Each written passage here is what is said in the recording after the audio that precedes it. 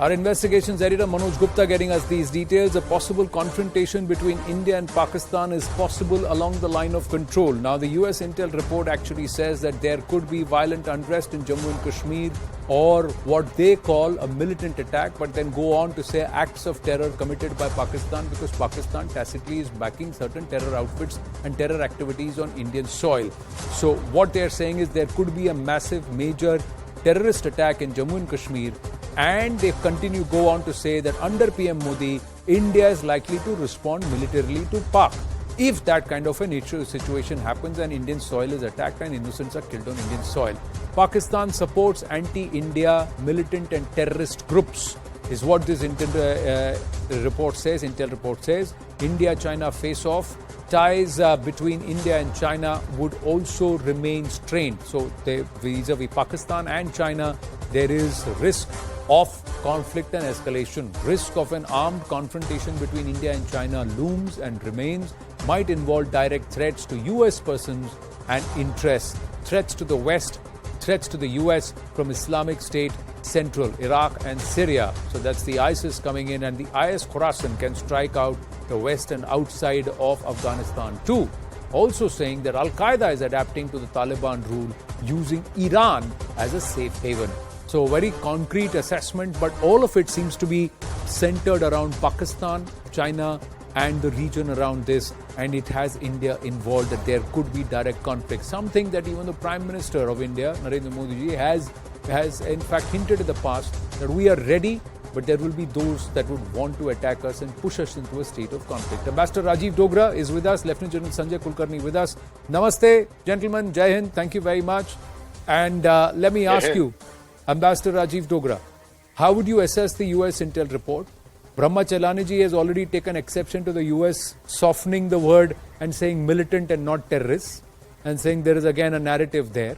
But overall, they say that there could be trouble and India could be right in the thick of it.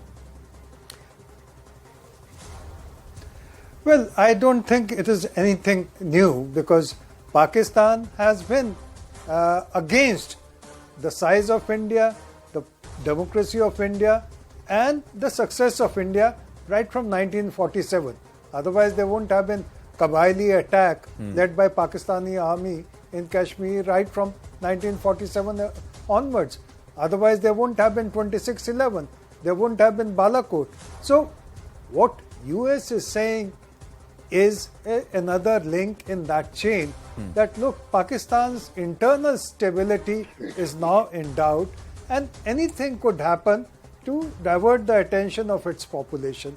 And what best method to do it, rather than having greater internal turmoil, shift it to something else against your favorite whipping boy or favorite target, that is India. So Jammu and Kashmir could be one possibility. There could be others. After all, Bombay has suffered, Mumbai has suffered a lot from Pakistan's terrorist attention. So has Delhi in the past. But what I don't agree with is the second part of America's bluster or bland statement that if there is a terrorist attack, India will react militarily. No, India is not any spoiled child that the moment it doesn't get what it wants, it will react with violence. India did not react with violence when Pakistani terrorists attacked the Pathankot air base. Correct. India did not react with violence or army operation on a number of other occasions, including on 26/11, because it decided that the escalatory ladder after that would be unknown and immediate. So let us give peace a chance, let us give wisdom a chance. That is the India's way of operating. But when Pakistan crosses all limits, then of course there will be a strike, as happened in Balakot. There will be a strike, as happened through the years, whether it is surgical strike or many other army operations before that. Correct. So on that, I think there needs to be a correction to what America is hinting at or stating for its own reasons. It's the American it could very perspective well where that America wants this. They would all put it from their perspective, but General Sanjay Kulkarni, is it also the possibility of a two-front conflict that we could see between 2023 and 2030, in the next 5 to 7 years, with China's territorial ambitions, expansionist ambitions, and Xi working on a clock which is ticking quite fast, and Pakistan hurtling towards what it is, and they need a win somewhere, and what they always fall back is a Kashmir narrative. We do something in Kashmir and then try and bring that up again.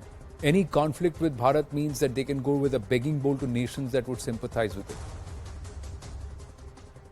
Thank you, Anand. I go along with the ambassador for his assessment, but let's look at it more pragmatically. We ought to be prepared. We must not be caught off guard. At no point of time, knowing for how well Pakistan has been doing so, like you rightly said, from 47 till date, the narrative is clear. Pakistan is the hub of terrorism. Pakistan uses terrorism as an instrument of state policy. Pakistan presently is on the back foot. Pakistan is unable to do whatever it wants to. Much that Zardari might even on a Women's Day raise issues of Kashmir is ridiculous, absolutely ridiculous.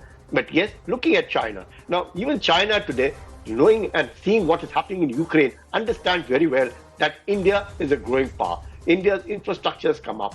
Mobilization has been something which the Chinese themselves did not visualize.